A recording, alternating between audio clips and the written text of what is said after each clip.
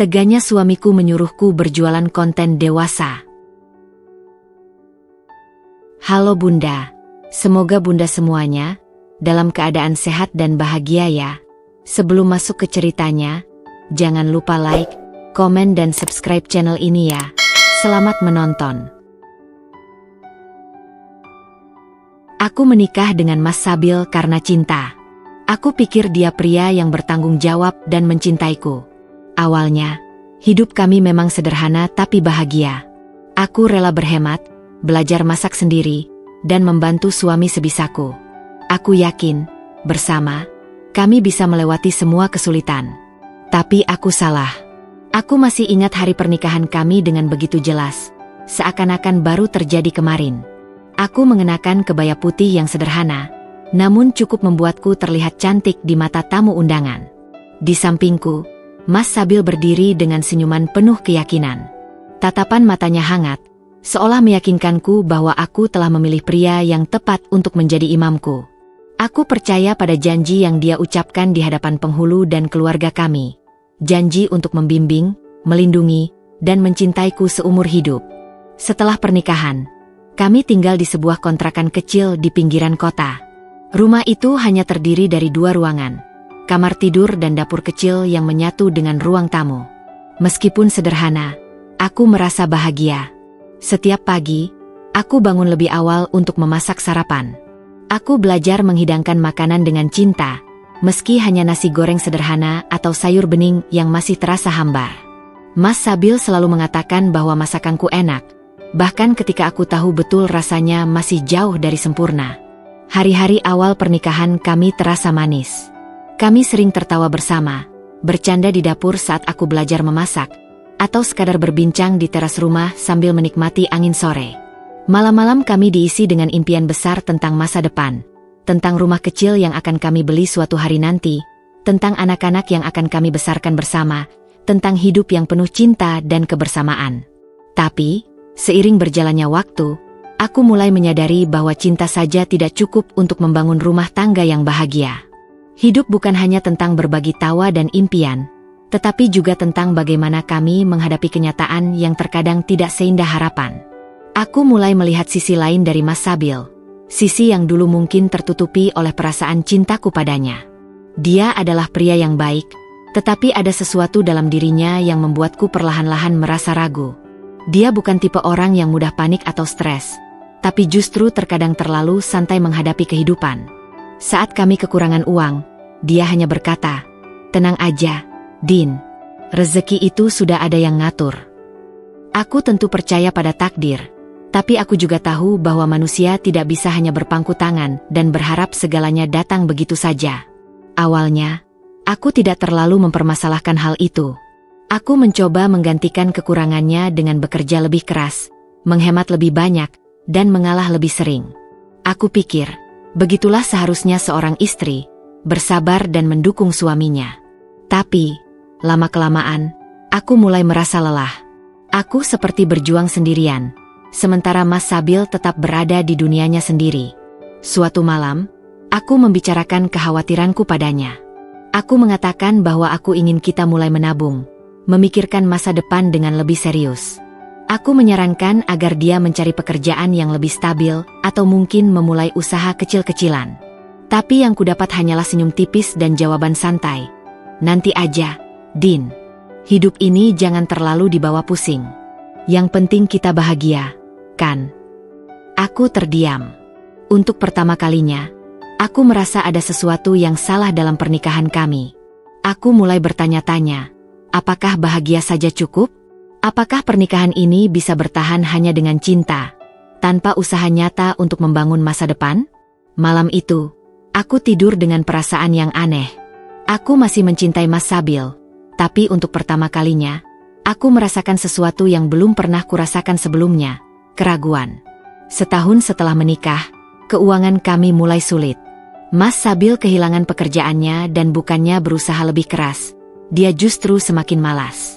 Aku mencoba mencari pekerjaan tambahan, tapi suamiku seakan tidak peduli. Dia lebih suka mengeluh daripada bertindak.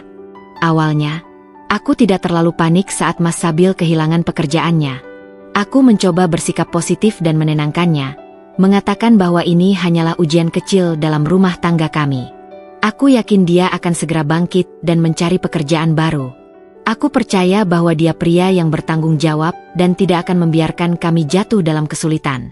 Namun, hari-hari berlalu, lalu berminggu-minggu, dan tak ada perubahan. Mas Sabil masih tetap di rumah, lebih banyak menghabiskan waktu dengan ponselnya daripada mencari pekerjaan. Aku mengerti bahwa mencari pekerjaan tidak semudah membalikan telapak tangan, tapi yang membuatku semakin cemas adalah sikapnya yang seolah tidak peduli. Dia tidak terlihat gelisah atau terburu-buru. Dia tidak pernah membicarakan rencananya ke depan atau mencari solusi bersama. Jika aku menanyakan apakah dia sudah melamar pekerjaan ke tempat lain, dia hanya menjawab santai, "Nanti aja, Din. Aku masih cari yang cocok." Cocok? Aku tidak tahu apakah aku harus kesal atau sedih mendengar jawabannya. Aku ingin menjerit dan mengatakan bahwa hidup tidak selalu bisa menunggu yang cocok. Hidup menuntut kita untuk bergerak, mencari jalan keluar, berjuang demi masa depan. Tapi aku menahan diri. Aku masih ingin percaya bahwa ini hanya fase sulit yang akan segera berlalu. Aku tidak punya pilihan selain mencari pekerjaan tambahan. Aku sudah bekerja sebagai kasir di sebuah minimarket sejak sebelum menikah, tapi gajiku pas-pasan. Aku mencoba menawarkan jasa menjahit kecil-kecilan, membuat kue untuk dijual, bahkan mengambil pekerjaan sebagai asisten rumah tangga di rumah seorang teman. Aku melakukan semuanya tanpa mengeluh, karena aku tahu bahwa ini demi rumah tangga kami. Namun, yang membuatku semakin sedih adalah sikap Mas Sabil yang tetap tidak berubah. Dia sama sekali tidak merasa bersalah melihat istrinya bekerja lebih keras dari biasanya. Dia tidak menawarkan bantuan, tidak menunjukkan keinginan untuk ikut berjuang bersamaku. Yang lebih menyakitkan, dia mulai mengeluh tentang hal-hal yang seharusnya tidak menjadi masalah. "Dinda, kenapa kamu sekarang sibuk terus? Aku jadi ngerasa nggak diperhatiin," katanya suatu malam saat aku baru saja pulang dari pekerjaan tambahan. Aku menatapnya dengan perasaan campur aduk. Aku ingin bertanya, apakah dia tidak melihat apa yang kulakukan? Apakah dia tidak menyadari bahwa aku melakukan semua ini untuk kami? Tapi aku hanya tersenyum kecil dan mencoba menjelaskan dengan sabar. "Aku cuma ingin bantu kita, Mas. Supaya kita nggak kesulitan," jawabku pelan. Alih-alih mengerti, Mas Sabil malah mendesah panjang dan berkata, "Ya, tapi kan aku juga butuh istri. Bukan cuma pekerja." Kata-katanya seperti tamparan di wajahku. Aku sudah bekerja keras siang dan malam, tapi dia masih merasa tidak cukup diperhatikan. Aku mulai bertanya-tanya, di mana letak rasa tanggung jawabnya sebagai suami? Aku tidak meminta dia menjadi kaya raya dalam semalam. Aku hanya ingin dia berusaha. Aku hanya ingin dia mencoba. Malam-malam berikutnya, aku sering menangis diam-diam. Aku tidak tahu harus berbuat apa. Aku masih mencintai Mas Sabil, tapi aku mulai merasa sendirian dalam pernikahan ini. Seolah-olah hanya aku yang berjuang, sementara dia semakin larut dalam kemalasannya. Aku merindukan pria yang dulu membuatku jatuh cinta, pria yang penuh semangat, yang memiliki mimpi besar, yang pernah berjanji untuk melindungiku dan membuatku bahagia. Tapi kini, yang ada hanyalah bayangan kosong dari pria yang dulu ku kenal. Dan aku mulai takut bahwa dia tidak akan pernah berubah. Malam itu, Mas Sabil menatapku dengan tatapan penuh perhitungan. "Dinda, kita kan butuh uang untuk rumah tangga kita. Dan kamu kan cantik, kenapa nggak manfaatin itu? Kamu bikin foto atau video mengekspos dirimu lalu dijual pasti akan untung banyak. Kamu tidak perlu capek-capek kerja, cukup bikin seperti itu saja. Lagi pula aku tidak akan melarangmu karena ini atas izinku." Aku terdiam, tak percaya dengan apa yang baru saja ku dengar. Dia ingin aku membuat konten dewasa untuk mendapatkan uang. Hatiku hancur. Aku menatap wajahnya, mencari tanda-tanda bahwa mungkin aku salah dengar. Mungkin dia hanya bercanda. Mungkin ini hanya lelucon bodoh yang keluar dari mulutnya tanpa ia pikirkan. Tapi ekspresinya tetap serius. Tatapannya penuh keyakinan, seolah dia baru saja mengusulkan ide yang masuk akal, seolah itu adalah solusi terbaik untuk masalah keuangan kami. Aku merasa tenggorokanku tercekat. Dadaku terasa sesak, dan aku tidak tahu harus berkata apa. Ini bukan sesuatu yang bisa langsung kurespons dengan kemarahan atau bantahan. Aku terlalu terkejut. Selama ini aku sudah berusaha sekuat tenaga untuk membantu keuangan rumah tangga kami, sementara dia terus bersikap santai. Aku bekerja siang dan malam, melakukan pekerjaan tambahan, mengorbankan waktu istirahatku, sementara dia tetap di rumah tanpa usaha berarti. Dan sekarang, bukannya mencari solusi yang lebih masuk akal, dia malah menyarankan sesuatu yang menjijikkan. Maksud Mas apa? Suaraku akhirnya keluar, meski terdengar lirih dan bergetar. Mas sambil menghela napas, seolah lelah harus menjelaskan sesuatu yang menurutnya sederhana. Dinda, lihat deh di internet. Banyak perempuan yang kayak gitu. Mereka cantik, mereka punya tubuh bagus, dan mereka bisa menghasilkan uang dengan gampang. Kita cuma butuh modal kamera dan koneksi internet. Kamu nggak perlu buka-bukaan kalau nggak mau. Cukup yang menggoda aja. Nanti kita lihat dulu. Kalau banyak yang tertarik, baru kita tingkatin lagi. Jelasnya dengan nada tenang, seolah-olah yang sedang kami bicarakan hanyalah bisnis biasa. Aku merasa mual. Tanganku gemetar di pangkuanku, dan aku mencoba menarik napas dalam-dalam agar emosiku tidak meledak begitu saja. Jadi Mas benar-benar ingin aku jual diri? Itu solusi yang Mas pikirkan? Tanyaku, suaraku kini lebih tegas, meski mataku mulai memanas. Dia tertawa kecil, seolah aku baru saja mengatakan sesuatu yang berlebihan. Jual diri gimana, sih? Ini kan cuma foto. Toh, kamu nggak perlu ketemu orangnya. Lagi pula, kita nggak punya pilihan lain, Din. Aku udah coba cari kerja, tapi susah. Katanya, seakan-akan itu adalah alasan yang cukup untuk membenarkan permintaannya. Aku merasakan sesuatu pecah di dalam diriku, sebuah dinding kepercayaan yang selama ini masih tersisa untuknya. Aku tahu Mas Sabil telah berubah sejak kehilangan pekerjaannya. Aku tahu dia semakin malas dan tidak bertanggung jawab. Tapi aku tidak pernah membayangkan bahwa dia bisa serendah ini. Aku tidak pernah menyangka bahwa suamiku sendiri akan melihatku bukan sebagai istri yang harus dilindungi, tetapi sebagai sumber uang yang bisa dieksploitasi. Air mataku mulai mengalir, tapi aku tidak ingin dia melihatku lemah. Aku berdiri dari tempat dudukku, menatapnya dengan mata yang penuh kemarahan dan kekecewaan. Aku ini istri Mas, bukan barang dagangan. Suaraku bergetar, tetapi aku tidak peduli. Apa Mas nggak malu bicara seperti itu? Apa Mas nggak punya harga diri? Seharusnya Mas yang melindungi aku, bukan malah menyuruhku melakukan hal menjijikan kayak gitu. Wajahnya berubah. Aku bisa melihat sekilas rasa kesal di matanya, tapi dia masih berusaha bersikap tenang. Aku cuma cari solusi, Din. Kita butuh uang. Aku nggak maksud maksa, tapi coba pikir lagi, deh.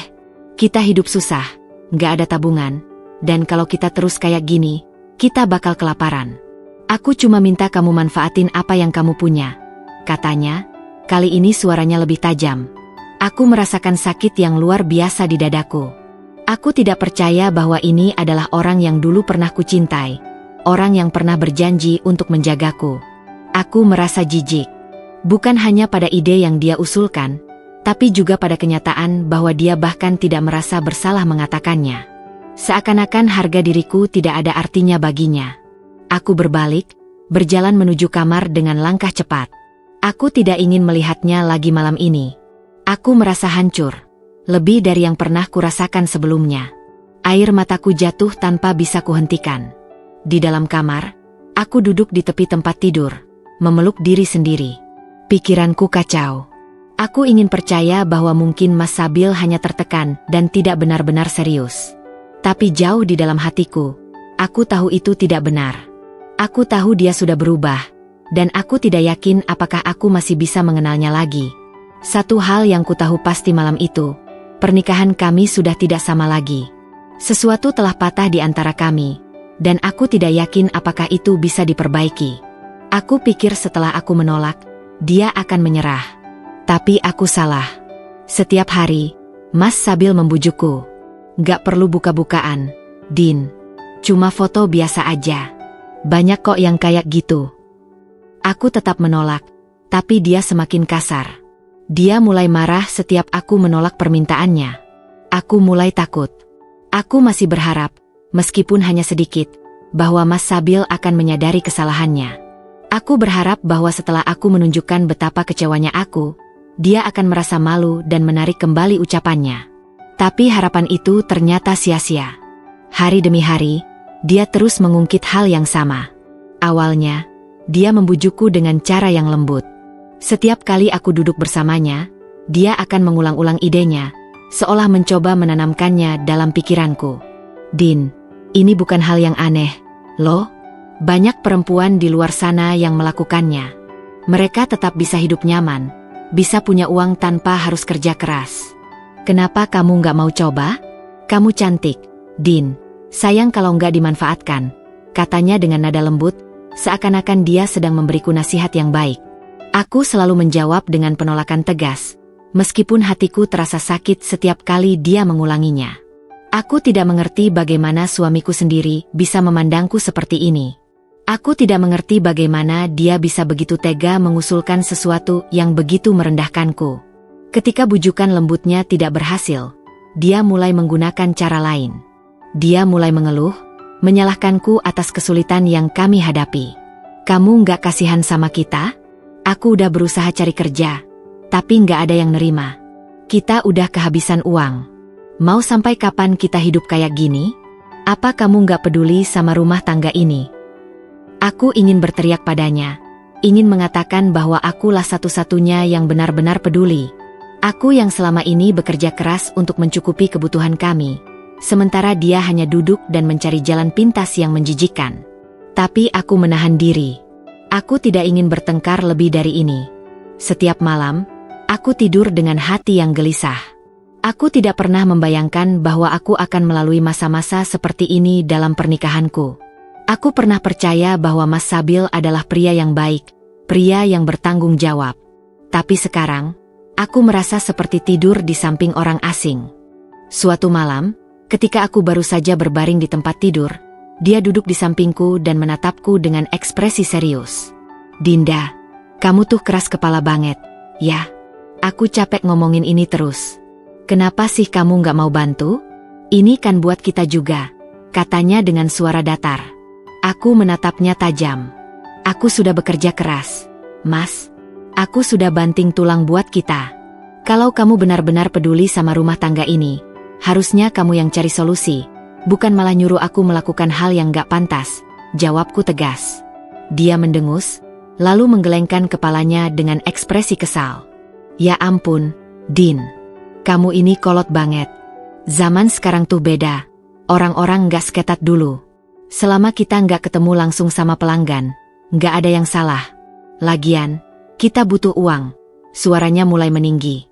Aku merasa dadaku sesak. Air mataku hampir jatuh, tapi aku menahannya. Aku tidak mau terlihat lemah di depannya. Aku tahu bahwa jika aku terus menolak, dia akan semakin marah. Tapi aku juga tahu bahwa aku tidak bisa mengkhianati diriku sendiri. Aku tidak bisa melakukan sesuatu yang bertentangan dengan nilai dan harga diriku hanya demi memenuhi keinginannya. Saat aku tetap diam, dia mendesah panjang, lalu bangkit dari tempat tidur. Terserah kamu deh, Din. Tapi kalau kita makin susah nanti, jangan salahin aku. Jangan nangis kalau kita nggak punya uang buat makan, katanya dengan nada tajam sebelum berjalan keluar dari kamar. Aku menutup wajahku dengan kedua tangan. Aku merasa sendirian. Aku merasa terperangkap dalam pernikahan yang semakin hampa. Aku mencintai pria yang dulu aku nikahi, tapi aku tidak mengenali pria yang kini ada di depanku. Malam itu, aku sadar bahwa penolakanku tidak akan membuatnya menyerah. Dia akan terus memaksaku, terus membujukku, terus menekanku hingga aku menyerah atau aku memilih jalan keluar. Tapi aku tidak ingin menyerah. Aku harus mencari cara lain. Aku harus menemukan jalan keluar sebelum aku benar-benar kehilangan diriku sendiri. Saat aku tetap bersikeras menolak, Mas Sabil mulai mengancam. Kalau kamu nggak nurut, kita bisa kelaparan. Kamu tuh memang senggak peduli itu ya sama rumah tangga ini. Dia bahkan mengancam akan mencari perempuan lain yang mau menurutinya. Aku merasa semakin terpojok. Aku pikir ketika aku tegas menolak, dia akhirnya akan menyerah dan menyadari betapa salahnya permintaan itu. Aku berharap bahwa mungkin suatu hari nanti dia akan menyesal dan meminta maaf. Tapi aku salah. Mas Sabil tidak menyerah. Sebaliknya, dia semakin menjadi-jadi. Jika sebelumnya dia hanya membujuk dan mengeluh, kini dia mulai menggunakan ancaman. Bukan ancaman fisik, tapi ancaman yang menyasar emosiku, menyasar rasa bersalah dan ketakutanku akan kehilangan pernikahan ini. Dinda, kamu tuh egois.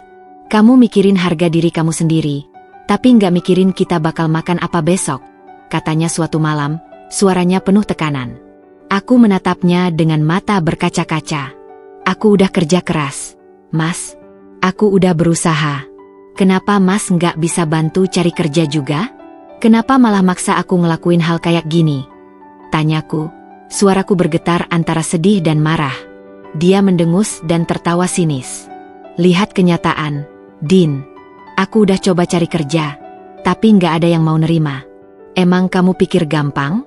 Kamu tahu nggak betapa susahnya? Aku menggigit bibirku, menahan semua kata-kata yang ingin kuteriakan. Aku ingin mengatakan bahwa aku juga bekerja mati-matian, bahwa aku juga kelelahan setiap hari. Tapi aku tahu, Mas Sabil tidak akan mendengar. Dia hanya peduli pada dirinya sendiri. Ketika aku tetap kukuh dengan pendirianku, dia mulai melontarkan ancaman yang lebih menyakitkan. Ya udah, kalau kamu nggak mau bantu aku cari perempuan lain yang bisa, katanya sambil melipat tangan di dadanya. Aku menatapnya dengan mata membelalak. Dadaku terasa seperti ditusuk. Apa maksud Mas? Tanyaku lirih. Dia menatapku dengan tatapan dingin. Ya, kalau kamu nggak mau nurut, masih banyak perempuan di luar sana yang nggak sekeras kepala kamu. Banyak yang rela ngelakuin ini demi uang. Mungkin aku harus cari yang lebih pengertian. Darahku mendidih. Aku ingin berteriak, ingin menampar wajahnya, ingin mengeluarkan semua amarah yang selama ini kutahan. Tapi yang keluar dari mulutku hanyalah suara bergetar penuh kekecewaan. Mas nggak sadar betapa kejinya kata-kata Mas? Aku ini istri Mas. Seharusnya Mas melindungiku, bukan mengancamku dengan perempuan lain. Dia hanya mengangkat bahu seolah tidak peduli. Aku merasa semakin hancur. Aku berpikir, apakah ini benar-benar pria yang dulu kupilih untuk menjadi pendamping hidupku? Di mana Mas Sabil yang dulu penuh kasih sayang? Di mana suami yang dulu mengatakan bahwa dia ingin membangun keluarga bahagia bersamaku? Aku mulai menyadari sesuatu yang selama ini enggan kuakui. Mas Sabil bukan lagi pria yang aku kenal. Dia telah berubah. Dan mungkin, dia tidak akan pernah kembali menjadi dirinya yang dulu. Malam itu, aku menangis sendirian di kamar. Aku merasa seperti terperangkap dalam pernikahan yang semakin menyesakan. Aku tidak tahu harus berbuat apa. Aku tidak tahu apakah aku masih bisa bertahan. Tapi satu hal yang ku tahu pasti, aku tidak akan menyerah begitu saja. Jika Mas Sabil ingin menekanku, aku harus mencari cara untuk melawan. Aku tidak bisa membiarkan diriku tenggelam dalam kesengsaraan ini. Aku harus mencari jalan keluar. Sebelum aku benar-benar kehilangan diriku sendiri. Aku menghabiskan malam itu dengan perasaan kacau. Setelah mendengar ancaman Mas Sabil, aku tidak bisa tidur dengan tenang. Kata-katanya terus terngiang di kepalaku, membuat dadaku semakin sesak. Aku ingin percaya bahwa ini semua hanya fase, bahwa dia hanya sedang tertekan dan tidak benar-benar berniat untuk menjual kehormatanku. Tapi semakin lama aku memikirkannya, semakin aku sadar bahwa aku hanya mencoba membodohi diriku sendiri. Esok harinya, aku merasa tidak sanggup lagi menanggung beban ini sendirian. Aku butuh seseorang untuk bicara. Seseorang yang bisa memberikan perspektif dari luar. Maka, aku menghubungi sahabatku, Laila. Laila adalah satu-satunya orang yang selalu ada untukku sejak dulu. Kami sudah berteman sejak SMA, dan meskipun hidup kami berjalan di jalur yang berbeda setelah menikah, dia selalu menjadi tempat curhatku. Aku tidak pernah benar-benar berbicara tentang masalah rumah tanggaku padanya sebelumnya. Tapi kali ini aku tidak bisa lagi menahannya. Aku butuh bantuan. Ketika aku tiba di rumahnya, dia langsung tahu ada sesuatu yang tidak beres. Aku mencoba tersenyum, tapi air mata sudah menggenang di mataku. Tanpa banyak bertanya, dia menarikku ke dalam pelukannya. Din, ada apa? Kamu kelihatan kacau banget, tanyanya lembut. Aku tidak bisa menahan diri lagi. Aku menangis di bahunya, membiarkan semua emosi yang kupendam selama ini keluar. Setelah beberapa menit, aku mulai menceritakan semuanya. Aku ceritakan bagaimana Mas Sabil berubah sejak kehilangan pekerjaannya. Aku ceritakan bagaimana dia mulai malas, tidak mau berusaha, dan hanya menyalahkan keadaan. Aku ceritakan bagaimana dia mulai membujukku, lalu memaksaku, lalu mengancamku. Saat aku selesai bercerita, Laila menatapku dengan ekspresi campuran antara marah dan kaget. Dinda, aku nggak percaya. Aku nggak habis pikir ada suami kayak dia. Dia udah keterlaluan, katanya dengan suara bergetar. Aku mengusap wajahku, mencoba menenangkan diri. Aku juga nggak nyangka, Lai. Aku nggak pernah berpikir Mas Sabil bisa sampai seperti ini. Aku dulu mencintainya. Aku pikir dia pria yang baik. Tapi sekarang, aku nggak tahu harus gimana. Suaraku lemah, penuh keputusasaan. Laila menggenggam tanganku erat. Dinda, kamu harus pergi dari situ. Kamu harus ninggalin dia. Suami macam apa yang tega menjual istrinya sendiri? Itu bukan cinta, Din. Itu manipulasi. Dia nggak peduli sama kamu. Dia cuma peduli sama dirinya sendiri, katanya penuh keyakinan. Aku menunduk, meremas jemariku sendiri. Aku tahu, Lai. Aku tahu Mas udah berubah. Aku tahu ini nggak benar. Tapi aku masih berharap. Aku masih berharap dia bisa sadar. Aku takut kalau aku pergi, dia akan semakin terpuruk. Aku takut. Suaraku menghilang, tertelan keraguan yang membelengguku. Laila menghela napas panjang. Dinda, dengerin aku baik-baik. Kamu bukan penyelamatnya. Kamu bukan ibu yang harus terus-menerus menanggung kesalahannya. Dia suami kamu, harusnya dia yang melindungi kamu, bukan malah menjatuhkan kamu. Kalau kamu terus bertahan, kamu hanya akan makin tersakiti, ujarnya, tatapannya penuh kepedulian. Aku menggigit bibir, menahan isakan. Aku tahu dia benar. Aku tahu aku tidak bisa terus-menerus menunggu perubahan yang mungkin tidak akan pernah datang. Tapi hatiku masih berat. Aku masih terikat oleh kenangan masa lalu, oleh janji-janji yang pernah kami buat saat awal pernikahan. Laila sepertinya bisa membaca pikiranku. Dia menatapku dengan serius.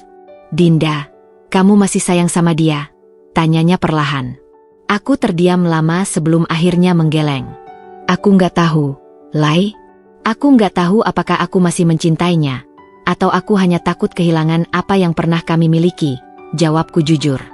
Laila tersenyum tipis, tapi matanya penuh kesedihan. Itu artinya, kamu sudah tahu jawabannya, Din.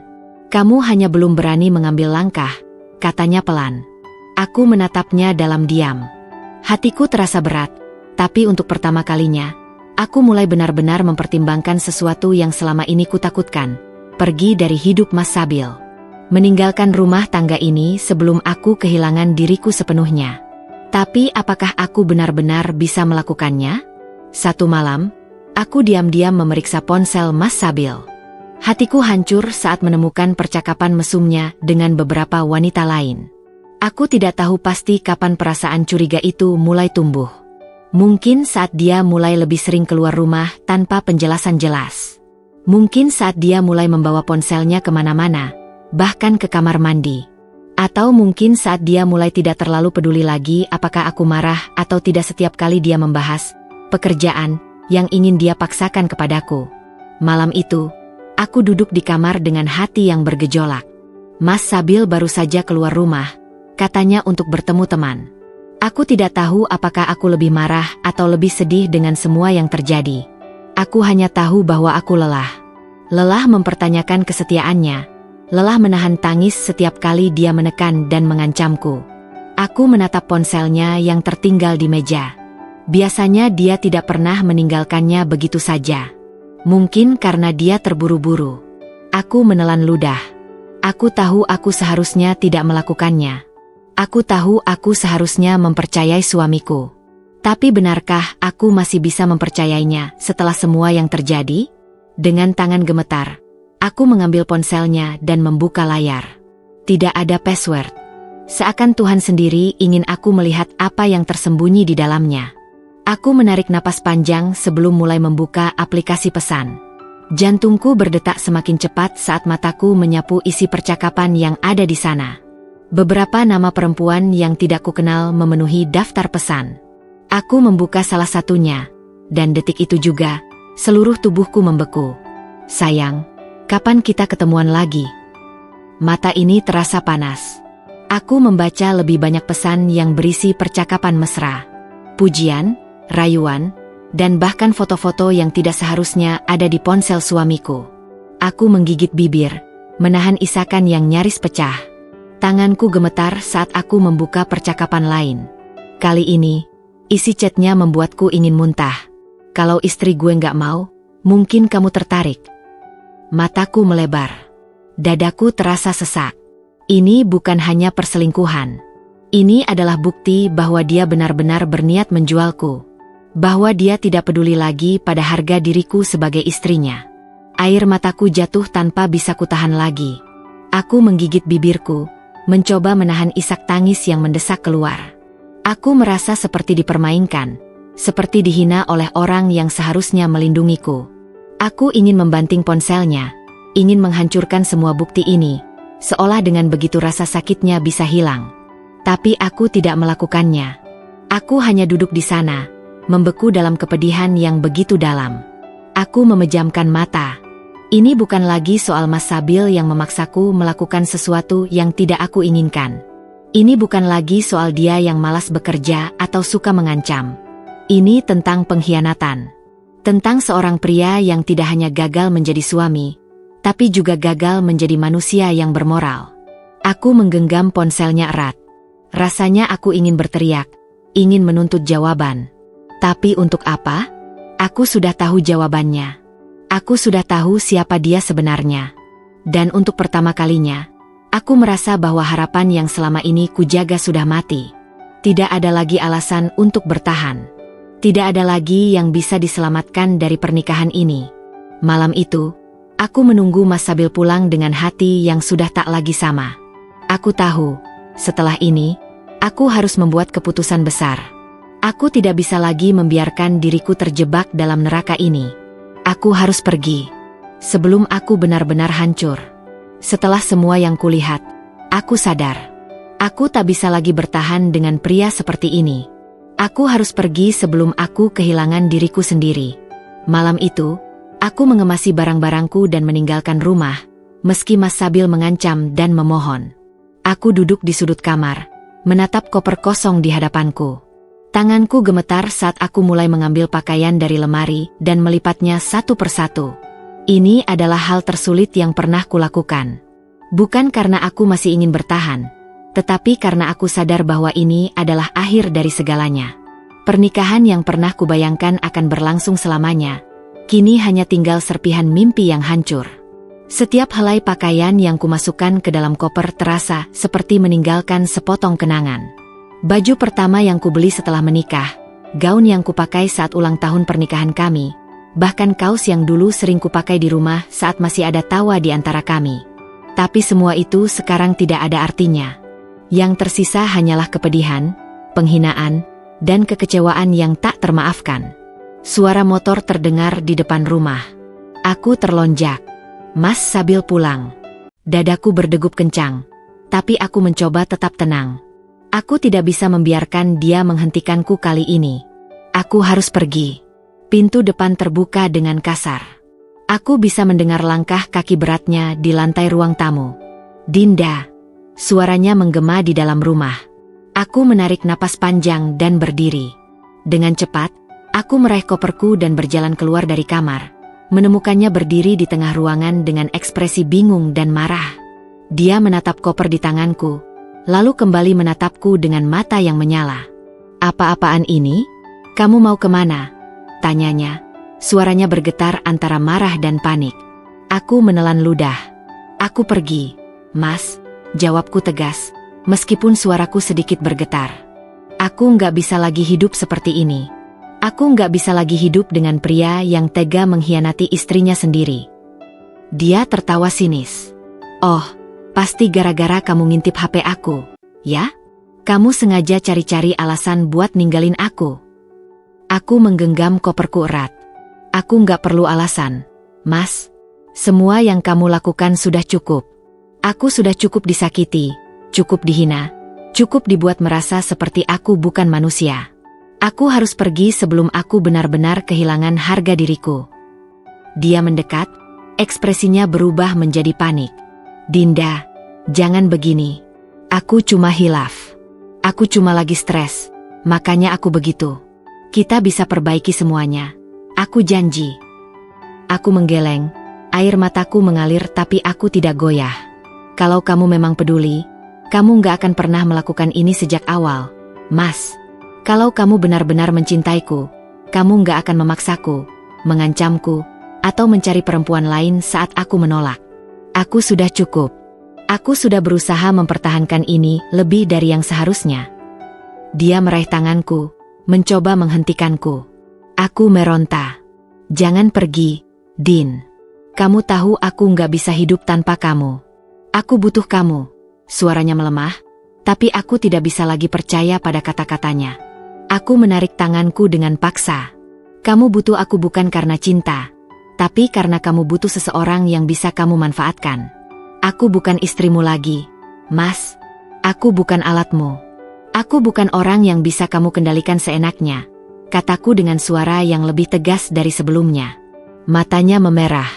Rahangnya mengatup keras. Aku tahu dia ingin membalas kata-kataku, ingin mencoba memanipulasiku lagi. Tapi aku tidak akan memberinya kesempatan. Aku berbalik, menarik koperku, dan berjalan ke pintu. Saat tanganku menyentuh gagang pintu, dia berteriak di belakangku. Kalau kamu keluar dari rumah ini, jangan pernah kembali, Dinda. Jangan pernah menyesal nanti kalau kamu sadar nggak bisa hidup sendiri. Aku berhenti sejenak, lalu mengangguk pelan. Justru karena aku sadar aku bisa hidup sendiri, makanya aku pergi. Dan dengan itu, aku membuka pintu, melangkah keluar, dan menutupnya di belakangku. Aku tidak menoleh lagi. Tidak ada alasan untuk menoleh. Udara malam terasa lebih dingin dari biasanya. Jalanan sepi, dan suara jangkrik terdengar nyaring di kejauhan. Aku berdiri di depan rumah yang selama ini kutinggali bersama pria yang dulu kucintai. Rumah yang pernah menjadi tempatku merasa aman, tetapi kini hanya menjadi tempat di mana aku kehilangan diriku sendiri. Aku menarik napas dalam-dalam. Ini bukan akhir. Ini adalah awal dari sesuatu yang baru. Hidup sendiri setelah bertahun-tahun menikah bukanlah hal mudah. Aku harus mencari tempat tinggal, pekerjaan, dan membangun kembali kepercayaan diriku. Tapi aku lebih memilih ini daripada harus hidup bersama suami yang mengkhianatiku. Aku berdiri di depan sebuah kamar kos sederhana yang baru saja kusewa.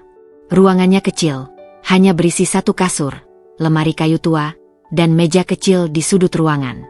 Tidak ada perabotan mewah, tidak ada ruang luas seperti rumah yang dulu kutinggali bersama Mas Sabil. Tapi disinilah aku sekarang, seorang perempuan yang baru saja keluar dari pernikahan yang menyakitkan, mencoba memulai segalanya dari awal. Aku meletakkan koperku di lantai dan duduk di tepi kasur, merasakan betapa sepinya ruangan ini. Tidak ada suara televisi yang menyala seperti di rumah. Tidak ada suara langkah kaki seorang suami yang dulu kucintai. Hanya ada keheningan yang membungkusku erat, menyadarkanku bahwa aku benar-benar sendirian. Sendirian. Kata itu terasa menakutkan sekaligus melegakan. Aku tidak lagi memiliki seseorang yang bisa kuandalkan dalam hal finansial atau tempat berteduh. Tapi di sisi lain, aku juga tidak lagi hidup dalam ketakutan, ancaman, dan pengkhianatan. Aku tidak lagi harus tidur dengan rasa was-was bahwa seseorang yang seharusnya melindungiku justru bisa menghancurkanku kapan saja. Malam pertama di tempat baru ini terasa begitu panjang. Aku berbaring di kasur sempit dengan lampu kamar yang masih menyala. Aku mencoba tidur, tetapi pikiranku masih berputar-putar. Apa yang akan kulakukan selanjutnya? Bagaimana aku bisa bertahan? Bagaimana kalau aku gagal dan terpaksa kembali ke Mas Sabil? Tidak. Aku tidak boleh berpikir seperti itu. Aku telah melewati titik di mana kembali adalah pilihan. Keesokan harinya, aku mengurus perceraian kami sambil mulai mencari pekerjaan. Aku tidak bisa terus mengandalkan tabungan yang jumlahnya semakin menipis. Selama ini, aku memang bekerja paruh waktu, tetapi penghasilanku tidak cukup besar untuk hidup sendiri. Aku harus mencari pekerjaan tetap, pekerjaan yang bisa membuatku benar-benar mandiri. Aku melamar ke beberapa tempat, mulai dari toko pakaian, kafe, hingga perusahaan kecil yang membutuhkan pegawai administrasi. Aku tidak bisa terlalu memilih. Aku butuh penghasilan. Aku butuh stabilitas. Tapi dunia kerja tidak semudah yang kubayangkan. Beberapa tempat langsung menolak karena aku tidak punya pengalaman yang cukup. Beberapa tempat menjanjikan akan menghubungiku kembali. Tapi hingga hari itu berakhir, ponselku tetap sunyi. Aku kembali ke kos dengan langkah gontai, merasa sedikit putus asa. Baru sehari saja aku sudah merasakan betapa beratnya hidup sendiri. Aku duduk di lantai kamar, memeluk lututku, mencoba menenangkan diri. Aku tahu hidup tidak akan langsung membaik begitu saja. Aku tahu aku harus bertahan. Tapi tetap saja, rasanya begitu sulit. Di saat seperti ini, aku teringat pada Mas Sabil. Aku teringat bagaimana dulu, sebelum dia berubah, dia selalu ada untukku. Dia yang dulu selalu berkata bahwa aku tidak perlu khawatir karena dia akan menjagaku. Dia yang dulu membuatku percaya bahwa pernikahan adalah tentang kebersamaan dan saling mendukung. Tapi pria itu sudah tidak ada lagi. Yang tersisa hanya bayangan seseorang yang tega menjual istrinya sendiri. Aku menarik napas dalam-dalam dan menghapus air mata yang tidak sadar jatuh. Aku tidak boleh terjebak dalam kenangan masa lalu. Aku sudah keluar dari neraka itu. Sekarang tugasku adalah memastikan aku tidak kembali. Hari-hari berikutnya, aku terus berusaha. Aku menghubungi teman-teman lama, menanyakan apakah ada lowongan pekerjaan. Aku membaca iklan di internet, pergi dari satu tempat ke tempat lain dengan harapan ada satu pintu yang terbuka untukku. Sampai akhirnya, aku mendapat panggilan dari sebuah kafe yang membutuhkan kasir. Pekerjaan itu mungkin tidak bergengsi, mungkin tidak seperti yang pernah kubayangkan untuk diriku sendiri. Tapi ini adalah langkah pertama. Ini adalah awal dari kehidupanku yang baru. Minggu pertama bekerja terasa melelahkan, tetapi juga membanggakan. Untuk pertama kalinya dalam waktu yang lama, aku merasa memiliki kendali atas hidupku sendiri. Aku tidak lagi bergantung pada siapapun. Setiap uang yang kudapatkan berasal dari hasil kerja kerasku sendiri. Ada saat-saat di mana aku merasa kesepian. Ada malam-malam di mana aku menangis sendirian, merindukan kehangatan yang dulu pernah kumiliki. Tapi aku tahu, lebih baik merasa kesepian daripada merasa terjebak. Lebih baik menangis karena lelah bekerja daripada menangis karena merasa tak berdaya dalam pernikahan yang menyakitkan. Perlahan, aku mulai menyadari sesuatu. Aku mungkin kehilangan suami, kehilangan rumah, kehilangan rasa nyaman yang dulu kumiliki. Tapi aku mendapatkan sesuatu yang lebih berharga. Aku mendapatkan diriku kembali. Aku tidak lagi hidup dalam bayang-bayang pria yang tidak menghormatiku. Aku tidak lagi menjadi seseorang yang harus terus-menerus berkompromi dengan harga dirinya sendiri. 1 bulan kemudian, aku resmi bercerai dengan Mas Sabil. Kini, aku bukan lagi Dinda yang dulu. Aku adalah seseorang yang sedang membangun hidupnya sendiri. Dan meskipun jalannya panjang dan penuh rintangan, aku tahu aku telah memilih jalan yang benar. Aku telah memilih diriku sendiri. Beberapa bulan kemudian, aku mendengar kabar bahwa Mas Sabil semakin hancur. Dia gagal dalam bisnis gelapnya, ditipu oleh temannya sendiri, dan keuangannya semakin buruk. Aku tidak merasa senang, tapi aku tahu ini adalah akibat dari perbuatannya sendiri. Hari itu, aku baru saja pulang dari tempat kerja ketika ponselku bergetar. Sebuah pesan dari Laila muncul di layar. "Din, kamu gak akan percaya ini. Aku baru aja dengar kabar tentang Mas Sabil." Jantungku berdegup lebih cepat, bukan karena aku masih peduli, tetapi karena nama itu masih membawa luka dalam hidupku. Aku mengambil napas dalam-dalam sebelum membalas. "Kabar apa?" Beberapa detik kemudian, pesan panjang masuk. Laila menceritakan bahwa Mas Sabil mengalami banyak masalah sejak aku meninggalkannya. Setelah aku pergi, dia semakin tenggelam dalam bisnis gelap yang selama ini dia jalani, mencoba mencari jalan pintas untuk mendapatkan uang dengan cara apapun. Awalnya, dia berpikir bisa mendapatkan keuntungan cepat, tetapi dunia bisnis ilegal tidak seindah yang dia bayangkan. Teman-teman yang dulu mendukungnya mulai menjauh satu persatu. Orang-orang yang dulu dia percayai ternyata hanya memanfaatkan kelemahannya. Dan yang lebih buruk lagi, Dia akhirnya ditipu oleh seseorang yang selama ini dianggap sebagai rekan bisnisnya sendiri. Aku membaca pesan itu perlahan, mencoba memahami apa yang sebenarnya kurasakan. Apakah aku merasa puas? Tidak. Aku tidak pernah menginginkan kehancurannya, meskipun dia telah menyakitiku begitu dalam. Tapi apakah aku merasa kasihan? Juga tidak. Aku mengingat bagaimana dia memperlakukanku. Bagaimana dia menekan dan memaksaku. Bagaimana dia menghancurkan rasa percayaku, bukan hanya pada dirinya, tetapi juga pada cinta itu sendiri.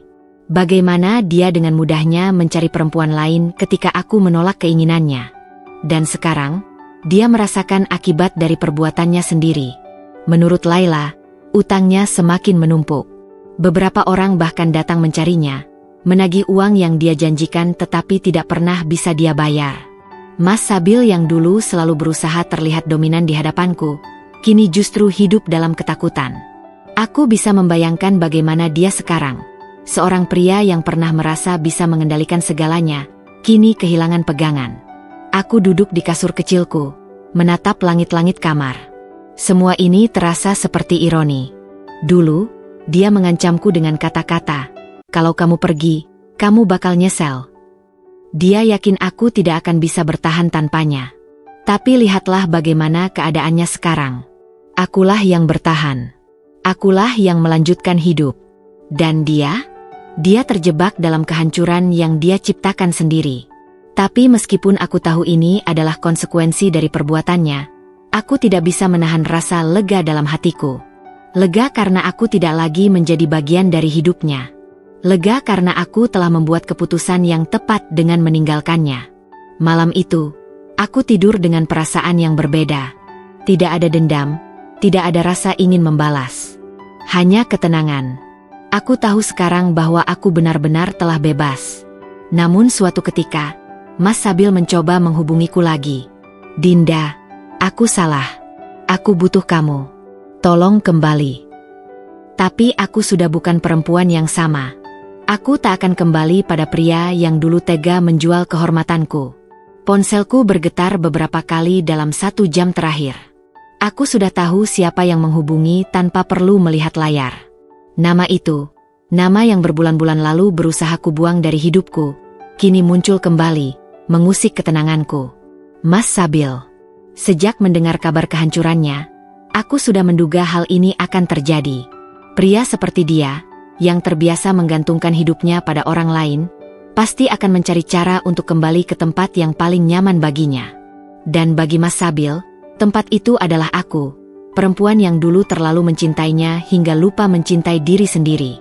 Tapi sekarang aku bukan perempuan yang sama. Aku bukan lagi Dinda yang dulu begitu takut kehilangan suami hingga rela mengorbankan harga dirinya. Pesan-pesannya terus berdatangan. "Dinda, aku nyesel. Aku benar-benar nyesel. Aku udah kehilangan segalanya. Cuma kamu yang masih bisa nolong aku." Aku membaca pesan-pesan itu dengan hati yang datar. Tidak ada amarah, tidak ada luka, hanya rasa kasihan yang dingin. Ini karma. Ini adalah hasil dari semua keputusan yang dia buat sendiri. Aku tidak perlu membalas dendam, karena hidup sudah melakukannya untukku. Namun, saat pesan berikutnya masuk, aku tak bisa menahan diri untuk tidak tertawa kecil. "Kita mulai dari awal, ya? Aku janji bakal jadi suami yang lebih baik." Kata-kata itu terasa seperti lelucon yang terlambat. Setelah semua yang dia lakukan, setelah semua luka yang dia goreskan, dia pikir aku akan dengan mudah melupakan segalanya dan kembali padanya? Aku ingin tahu apa yang ada di dalam kepalanya saat dia mengetik pesan itu. Apakah dia benar-benar berpikir aku masih perempuan bodoh yang dulu begitu takut kehilangan dirinya? Aku tidak membalas pesannya. Tidak ada gunanya. Aku tidak butuh penjelasan, tidak butuh permintaan maaf, dan yang pasti, aku tidak butuh dia kembali dalam hidupku.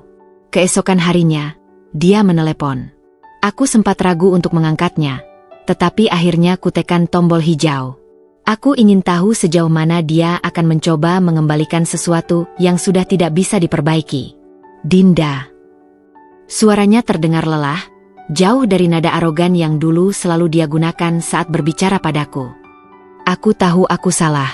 Aku tahu aku udah nyakitin kamu. Aku cuma butuh kesempatan kedua. Aku menghela napas pelan. Mas Sabil, kita sudah selesai. Aku sudah memilih jalan hidupku sendiri. Kenapa kamu masih menghubungiku? Dia terdiam sejenak sebelum menjawab. Aku nggak punya siapa-siapa lagi, Din. Aku benar-benar kehilangan segalanya. Aku sadar sekarang, aku butuh kamu. Aku tersenyum kecil, meskipun dia tidak bisa melihatnya. Kamu butuh aku? Atau kamu butuh seseorang yang bisa menopang hidupmu? Dia tergagap. Bukan gitu, Din. Aku sadar aku salah. Aku janji bakal berubah. Aku menggeleng, meskipun percakapan ini hanya lewat telepon. Kalau kamu benar-benar ingin berubah, kamu harus melakukannya untuk dirimu sendiri, bukan karena kamu ingin aku kembali. Aku bisa mendengar napasnya yang berat di ujung sana. Aku tahu dia ingin membantah, ingin meyakinkanku dengan kata-kata manis yang dulu mungkin akan membuatku luluh.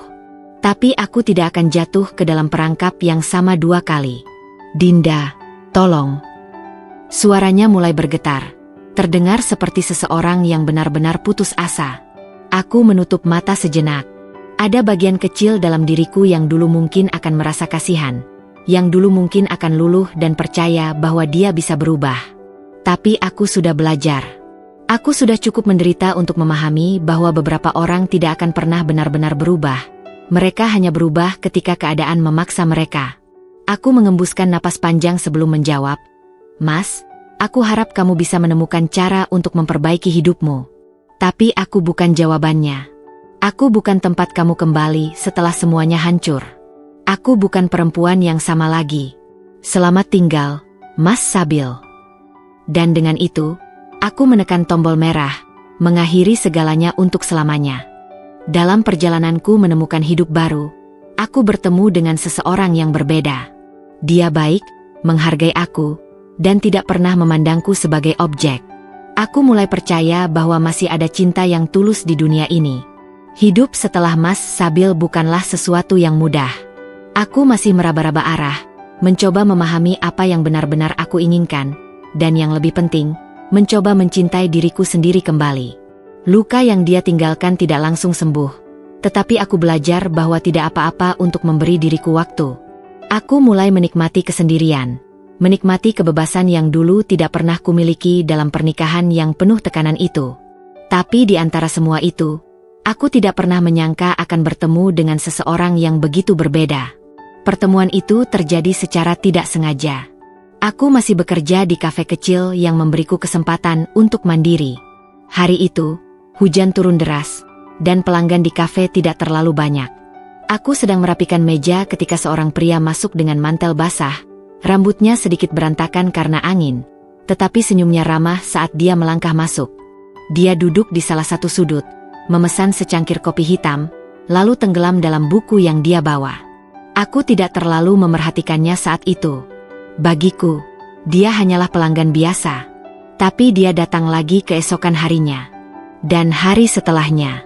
Selalu memesan kopi yang sama, selalu duduk di tempat yang sama. Suatu hari, ketika aku mengantarkan pesanannya, dia tersenyum padaku dan berkata, "Kamu pasti sudah hafal pesananku, ya?" Aku mengangguk kecil. "Sepertinya begitu, Mas.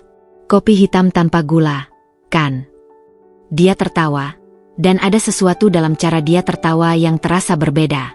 Tidak ada nada meremehkan, tidak ada kesan mengendalikan.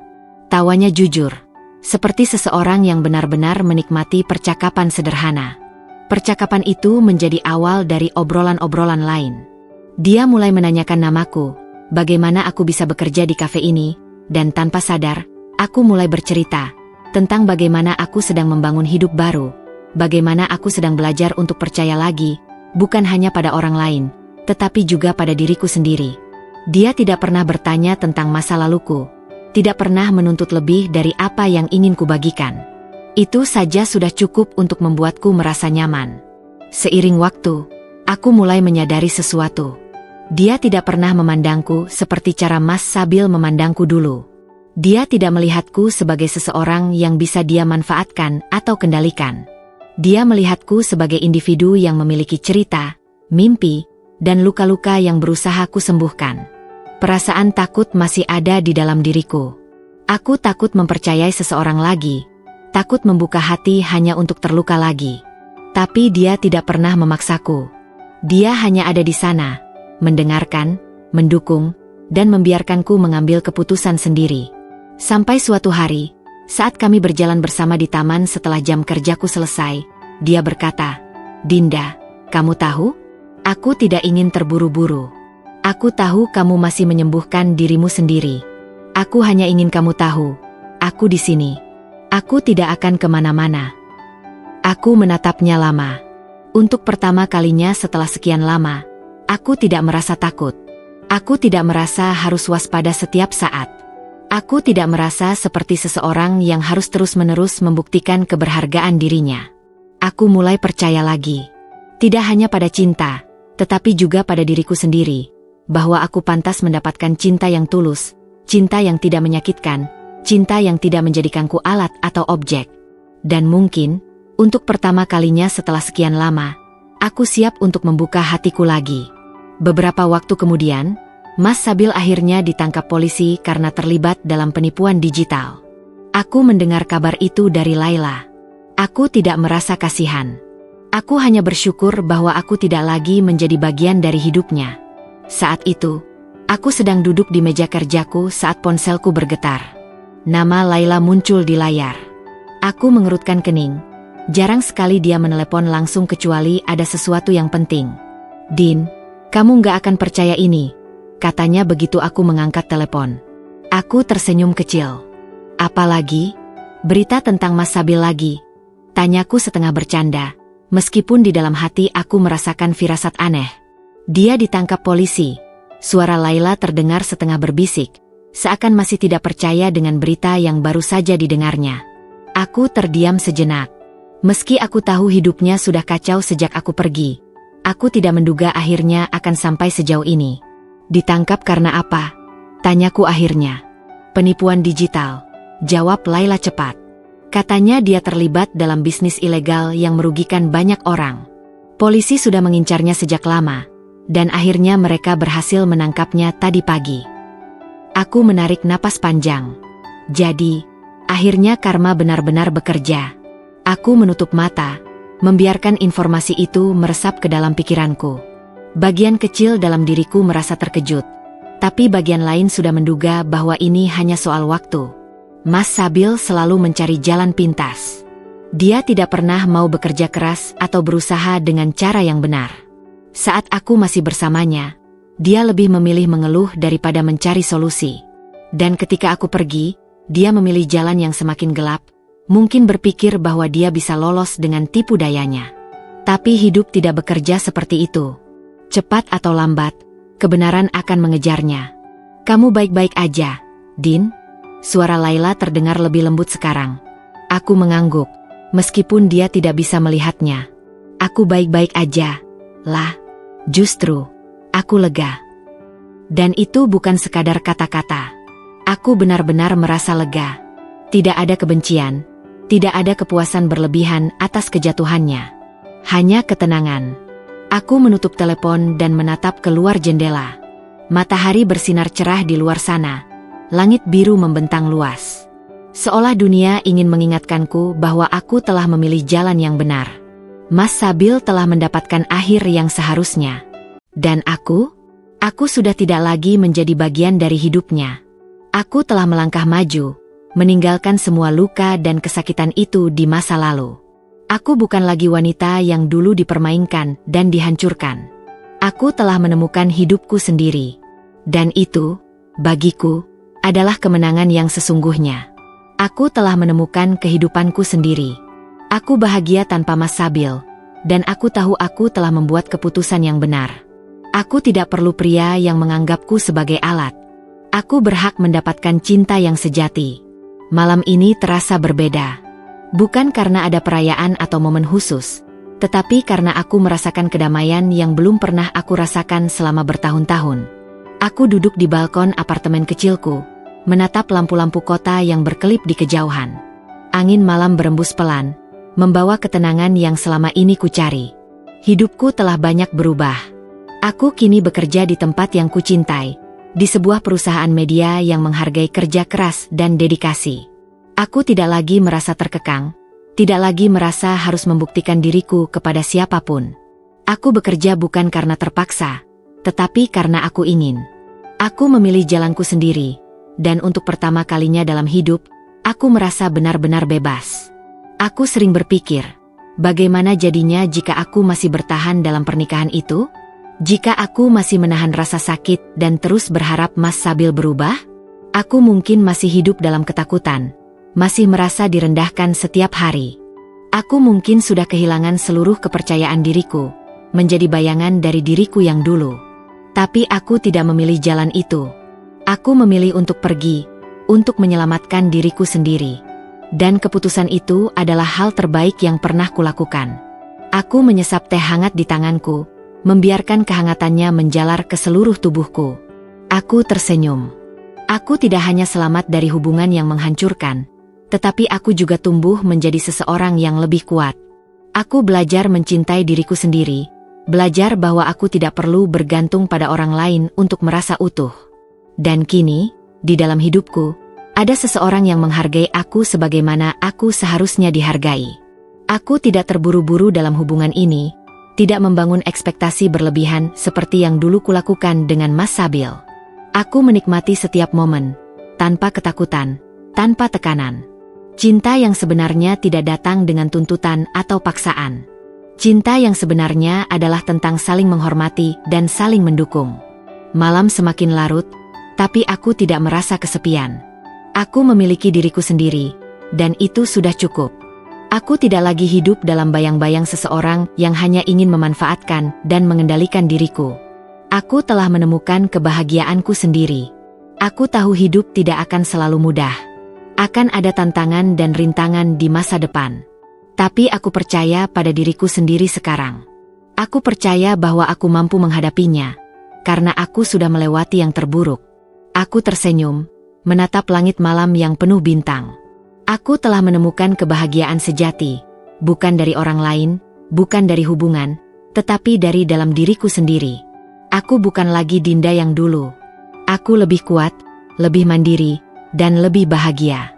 Aku belajar satu hal dari semua ini. Cinta seharusnya tidak pernah menjadi alasan untuk kehilangan harga diri. Matahari pagi menembus tirai jendelaku, menghangatkan ruangan dengan cahayanya yang lembut. Aku membuka mata perlahan, merasakan keheningan yang nyaman. Tidak ada suara teriakan, tidak ada tekanan yang menghimpit dadaku setiap kali aku bangun dari tidur. Hidupku kini jauh berbeda dari dulu. Aku tidak lagi terjebak dalam ketakutan dan keraguan. Aku tidak lagi hidup di bawah bayang-bayang seseorang yang berusaha mengontrol dan merendahkanku. Aku bangkit dari tempat tidur, meregangkan tubuh, dan berjalan ke dapur untuk membuat secangkir kopi. Aroma kopi yang menguar memenuhi ruangan, membawa ketenangan yang sederhana namun begitu berarti. Aku menikmati kesederhanaan ini, kesederhanaan yang dulu tidak pernah aku hargai ketika masih bersama Mas Sabil. Dulu, aku mengira kebahagiaan berasal dari memiliki seseorang di sisiku, bahwa pernikahan adalah satu-satunya jalan menuju kehidupan yang sempurna. Aku begitu takut kehilangan cinta hingga aku lupa bahwa kebahagiaan sejati bukan berasal dari orang lain, melainkan dari dalam diriku sendiri.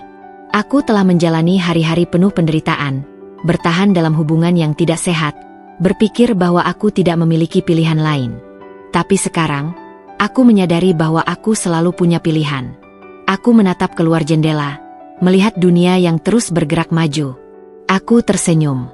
Hidupku kini adalah milikku sepenuhnya. Aku tidak lagi dikendalikan oleh ketakutan, tidak lagi merasa terikat pada seseorang yang tidak menghargai diriku. Aku telah membangun kehidupanku dari awal, dengan tanganku sendiri, dengan keberanian yang dulu tidak pernah aku sadari ada dalam diriku. Hari ini adalah hari liburku. Aku tidak perlu terburu-buru, tidak perlu takut membuat kesalahan yang akan memicu amarah seseorang. Aku bisa melakukan apapun yang aku inginkan.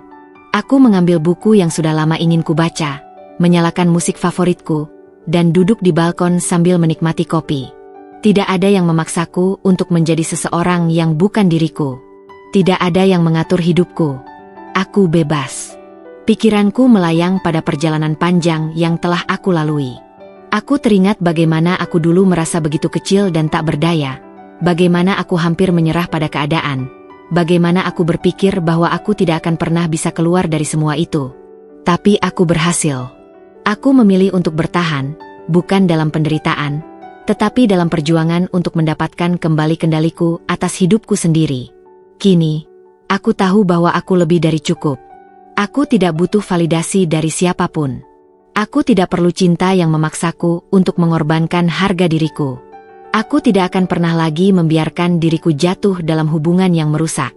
Aku telah belajar untuk mencintai diriku sendiri, dan itu adalah pelajaran terpenting dalam hidupku. Ponselku bergetar di meja, membawa aku kembali ke kenyataan. Aku melihat nama yang tertera di layar dan tersenyum. Dia, pria yang kini menjadi bagian dari hidupku, pria yang berbeda dari Mas Sabil dalam segala hal. Aku tidak pernah merasa ditekan atau dipaksa olehnya. Dia hadir dalam hidupku tanpa mencoba mengubahku, tanpa mencoba mengendalikan atau memanfaatkan aku. Aku menjawab telepon itu dengan senyum di wajahku. "Pagi, Dinda. Sudah sarapan?" Suaranya terdengar lembut di telingaku. Aku tertawa kecil. "Baru mau," sambil minum kopi. "Kamu?" "Aku baru selesai jogging. Mau ketemu nanti sore." Aku berpikir sejenak. Aku tahu bahwa aku tidak lagi terburu-buru dalam cinta. Aku tidak lagi merasa bahwa aku harus memiliki seseorang untuk merasa utuh. Tapi aku juga tahu bahwa aku berhak untuk bahagia. Bahwa aku boleh menerima cinta selama itu adalah cinta yang tulus dan sehat. "Tentu," jawabku akhirnya. Setelah telepon berakhir, aku menatap langit yang mulai cerah. Hidupku kini bukan tentang luka lama, bukan tentang masa lalu yang menyakitkan. Hidupku kini adalah tentang masa depan yang penuh harapan, tentang kebahagiaan yang aku ciptakan sendiri. Aku mengambil napas dalam-dalam, merasakan udara segar memenuhi paru-paruku. Aku tahu bahwa aku telah menemukan jalanku. Aku telah menemukan kebahagiaan yang sejati. Dan untuk pertama kalinya dalam hidupku, aku merasa benar-benar damai.